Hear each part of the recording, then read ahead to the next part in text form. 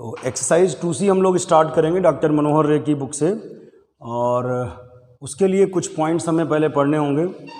हमें जानना होगा कि बहुपद के शून्यक या मूल क्या होते हैं। इंग्लिश में कहते हैं ज़ीरोज़ या roots of a polynomial. Polynomial मतलब बहुपद और ज़ीरोज़ मतलब शून्यक या रूट्स मतलब मूल। होता क्या है? होता यह है कि चर के वे मान जिस पर बहुपद का मान शून्य हो जाता है, उन मानों को हम लोग क्या कहते हैं? बहुपद के शून्यक या मूल कहते हैं। कहने का मतलब जैसे कोई एक बहुपद हमने लिख लिया, मान लो px बराबर 2x+3 लिखा है, ठीक है भाई, एक बहुपद लिखा है। अब इस बहुपद का शून्यक कौन होगा? इस बहुपद का शून्यक कौन होगा? x के वे मान, x का मतलब वही चर के वे मान, या हम कह लें x के वे मान जिस पर इस बहुपद का मान शून्य हो जाता है, वो मान शून्यक कहलाते हैं या मूल कहलाते हैं। मतलब x का वो मान जो यहाँ पे रखने पे इसकी वैल्यू 0 हो जाए। तो कैसे वो पता करना होगा? आप सबसे पहले px को 0 कर दो, बहुपद को ही 0 मान लो, पता चल जाएगा x के किस मान के लिए 0 है। px का मान क्या है? 2x+3 बराबर 0। तो प्लस का 3 उधर गया -3, +3 उधर गया -3 और बटे में 2, यानी x की वैल्यू -3/2। इस बहुपद का शून्यक -3/2 है। चेक करके दिखाएं। आप x की जगह पर -3/2 रख कर चेक कर लो। x की जगह रखो -3/2, x की जगह रखो -3/2 + 3, 2 कट गया, -3 + 3 कितना हुआ? 0। यानी x की वैल्यू -3/2 रखने पर इस बहुपद का मान शून्य हो जाता है, इसलिए x बराबर -3/2 इस बहुपद का शून्यक है। तो उम्मीद है आप समझ गए होंगे कि चर के वे मान, यानी x, चर मतलब वही x या y या z कुछ भी हो, x के वे मान या चर के वे मान जिस पर बहुपद का मान 0 हो जाता है, उन्हें बहुपद के शून्यक या मूल कहते हैं। आगे बढ़ेंगे। अगला पॉइंट हमारा क्या है? नोट में एक पॉइंट है, ये सब नोट्स में आप लिख लीजिएगा कि अगर x बराबर अल्फा, ये शेषफल प्रमेय आप पढ़ेंगे उसमें भी आएगा, यहाँ पर बता दे रहे हैं, कुछ सवालों में ज़रूरत है। x बराबर अल्फा किसी बहुपद का अगर शून्यक है, x बराबर अल्फा किसी बहुपद का अगर शून्यक है, तो x माइनस अल्फा उस बहुपद का गुणनखंड होगा। तो x माइनस अल्फा उस बहुपद का गुणनखंड होगा। गुणनखंड होने का मतलब पूरा पूरा डिवाइड करना। जैसे 8 का एक गुणनखंड 2 है। गुणनखंड होने का क्या मतलब होता है कि ये उसको पूरा पूरा डिवाइड करेगा। देखो 2 4 जा 8, ठीक है। तो जैसे अगर किसी बहुपद का शून्यक x बराबर 2 है, तो तुरंत समझ जाना कि 2 को इधर ले आओ, x माइनस 2 उस बहुपद का फैक्टर होगा। फैक्टर माने गुणनखंड। गुणनखंड होने का मतलब पूरा पूरा डिवाइड करना, ठीक है।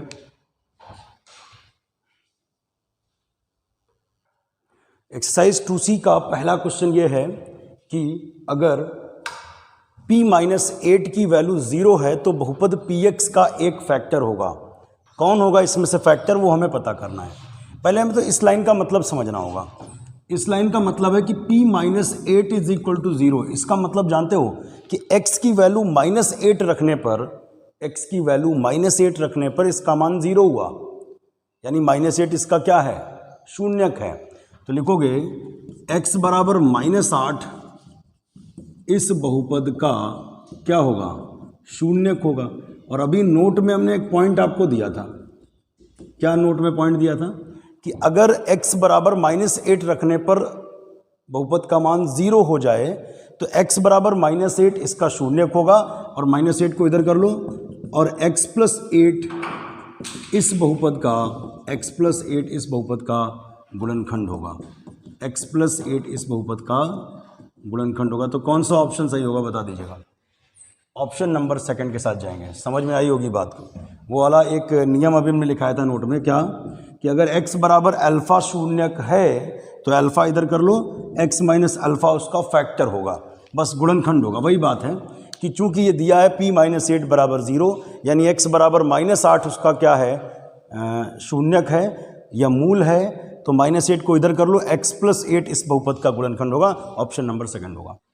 देखिए अगला प्रश्न है कि इस बहुपद को इससे भाग देने पर शेषफल कितना बचेगा। तो सिंपल है, भाग देना आपको सिखाते हैं। ये बहुपद आप लिख लीजिए x² + 8x + 6, और इसको हम x+4 से डिवाइड कर दें। किससे डिवाइड कर दें? x+4 से। x+4 से डिवाइड कर दें तो मतलब इसको हमें इससे भाग करना है। x² + 8x + 6 को इससे भाग करना है x+4 से। और भाग करने में हमेशा ध्यान रखना, पहले पद को अवरोही घातों में लिख लिया जाता है। 2 1 0, यहाँ पे भी 1 0, हाँ बड़ी घात पहले फिर छोटी घात। और पहला टर्म बराबर करने की कोशिश करते हैं। कितनी बार हम ले जाएं कि यहाँ पे एक्स स्क्वायर आ जाए, ये हमको सोचना होगा। कितनी बार ले जाएं कि एक्स स्क्वायर आ जाए। तो आप क्या किया करो, अगर नहीं तुम सोच पाते हो तो इसको इससे भाग कर लो अलग रफ पे।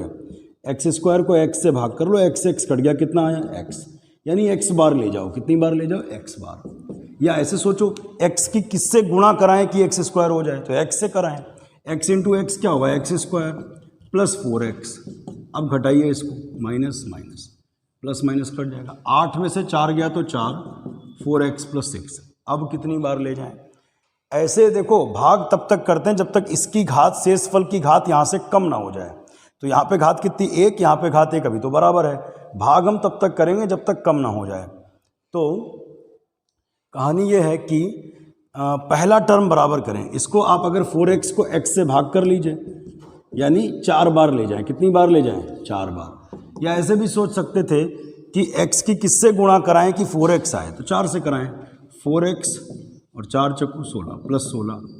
अब माइनस माइनस ये कट गया, 6 में से 16 गया -10। अब भाग करने की ज़रूरत नहीं है।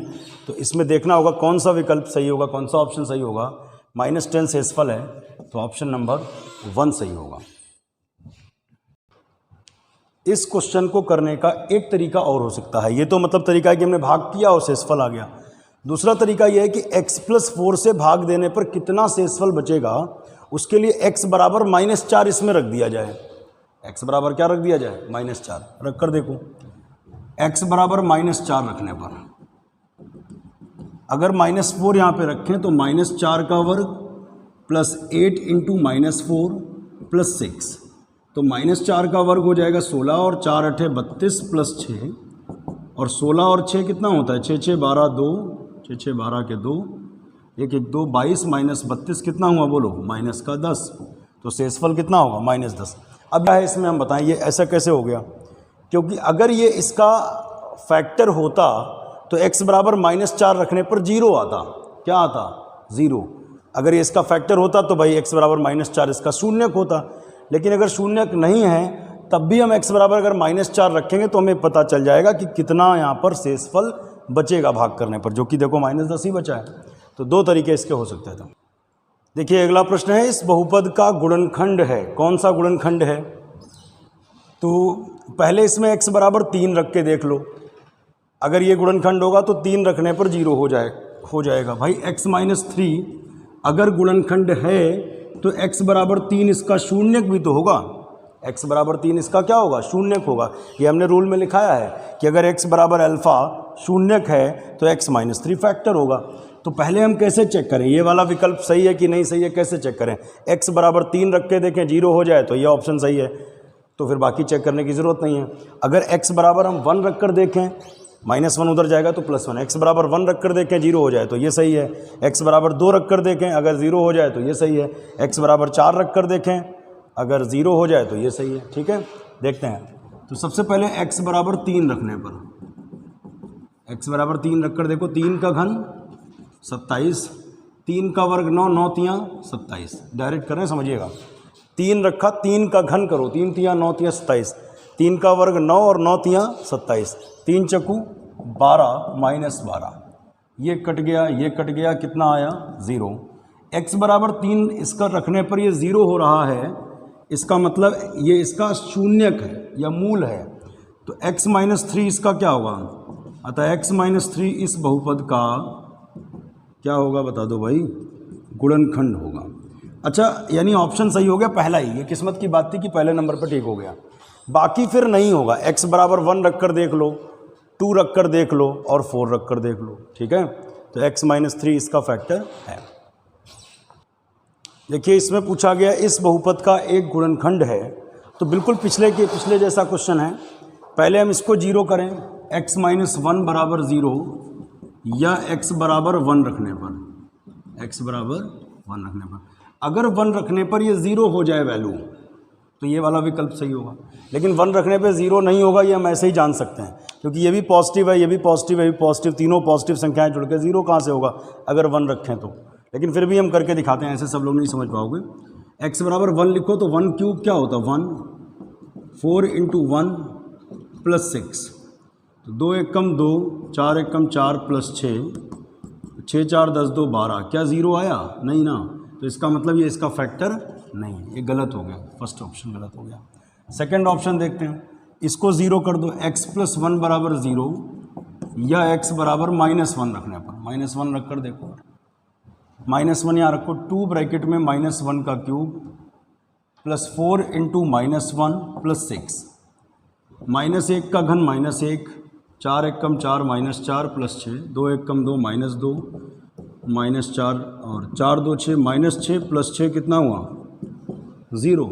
इसका क्या मतलब है 0 आ गया, इसका मतलब -1 को इधर कर लें तो x प्लस 1 इस बहुपद का गुणनखंड होगा, x प्लस 1 इस बहुपद का गुणनखंड होगा। तो कौन सा विकल्प सही होगा? Option number second. ये थर्ड फोर्थ आप अपने आप ट्राई करिएगा कि हैं या इनसे चेक करोगे तो 0 नहीं आएगा, तो यानी ऑप्शन नंबर सेकंड सही होगा। देखिए 5वां क्वेश्चन, ये एक बहुपद px है, एक gx है। क्वेश्चन हम पढ़ देते हैं और इस तरीके से क्वेश्चन नंबर 11 तक आप ट्राई करोगे, और जो भी क्वेश्चन आपसे सॉल्व नहीं होगा वो आप कमेंट बॉक्स में लिखिएगा, तो नेक्स्ट वीडियो में हम उन प्रश्नों को शामिल करेंगे। 11 तक में आप अपने आप ट्राई करोगे। एक क्वेश्चन हम बताते हैं 5वां, इसमें पूछ रहे हैं कि p को g से भाग करिए, p को g से भाग करिए, यानी इसको भाग करना है और उससे भाग करना है, ठीक। और ये भी बताइए कि किसमें जी पी का गुणनखंड है, वो हम बताएंगे, पता करना आपको। देखिए सबसे पहले भाग करने से पहले इनको अवरोही घातों में लिख लिया जाता है। जब भी आपको भाग करना हो तो सबसे पहले इसको अवरोही घातों में लिख लो। अवरोही का मतलब घटती हुई घातों में। सबसे पहले हमने बड़ी घात कौन सी है 3x², उससे छोटी कौन है x, और फिर -1। इस चीज़ का विशेष ध्यान रखिएगा। gx में भी ठीक कर लो, सबसे बड़ी घात कौन सी है 1 घात x, फिर कांस्टेंट, ठीक। सबसे पहला स्टेप क्या है बताओ? सबसे पहले दोनों बहुपदों को जिसको भाग करना है या जिससे भाग करना है दोनों को अवरोही घातों में लिख लीजिए। अब इससे भाग करना है तो इसको लिखोगे x प्लस 1, और इसको भाग करना है तो यहाँ पे लिखोगे 3x² प्लस x माइनस 1। अब आपको इतनी बार ले जाना है कि पहला टर्म बराबर हो जाए, तो कितनी बार ले जाएं बताओ? इससे इसको भाग करो, पहले x से भाग करो तो x कट जाएगा, यानी 3x बार ले जाएं। कितनी बार ले जाएं? 3x बार। x की किस, ऐसे भी सोच सकते हैं कि x की किससे गुणा कराएं कि ये हो जाए, तो 3x से कराएं, गुणा करिए इसकी 3x की गुणा x², 1 इंटू 3x, ठीक। इससे इसे घटा दीजिए, माइनस माइनस ये कैंसिल हो गया, प्लस माइनस, x में 3x गया -2x -1। अब एक प्रश्न और रहता है आपका कि कब तक भाग करें। भाग आपको तब तक करना है जब तक शेष फल की घात यहाँ से कम ना हो जाए। अभी यहाँ पे घात कितनी है 1, यहाँ भी घात कितनी 1, यानी अभी आपको भाग करना है। अच्छा भाई, अभी कितनी बार ले जाएं?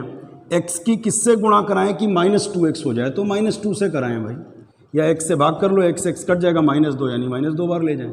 इसकी गुणा कराओ -2x, और 1 दूनी 2 -2। अब घटाइए, घटाने पर चिन्ह बदलते हैं, प्लस ये कट गया, 2 - 1 कितना हुआ 1। अच्छा, तो शेषफल कितना आया? इन्होंने कहा था p को g से भाग कीजिए, भागफल तथा शेषफल लिखिए। तो बेटा एक बात बताओ जरा, भागफल कितना है?